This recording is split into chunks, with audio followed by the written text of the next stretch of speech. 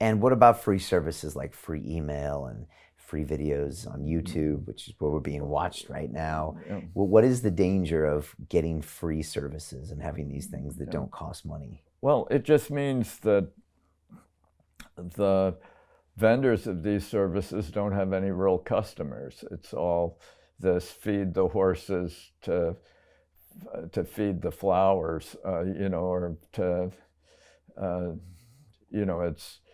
it's all these circuitous ways to avoid having real customers to whom you owe something, and including a secure connection, and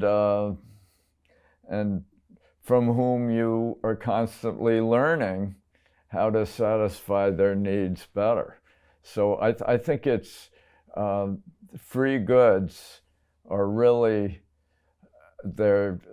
it's a deception. They've caused a lot of resentment, actually, because they place a focus on this collection of information, which is ordinarily perfectly acceptable, but which, when it's combined with free goods and lots of advertising that you don't want to see, it seems somehow a scandal. And but I think I'm for micropayments. I'm for ways of collecting money from particular customers. And I'm spending a lot of time in China.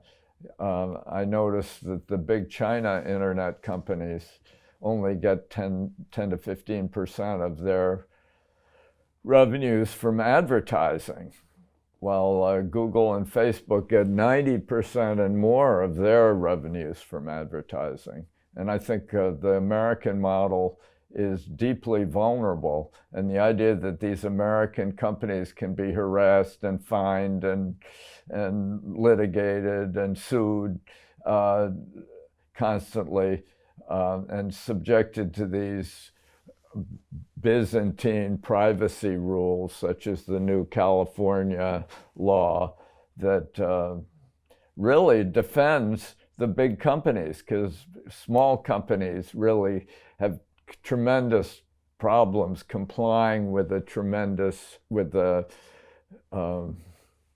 mass of specific and complex regulations. And yeah, they exempt some small companies, but in the end, if you are going to challenge the incumbents, you got to get sort of big. And as soon as you get big, you face this sudden onset of thousands of regulations, which are all based on technologies that are past, or political prejudices or misconceptions, and it's destructive.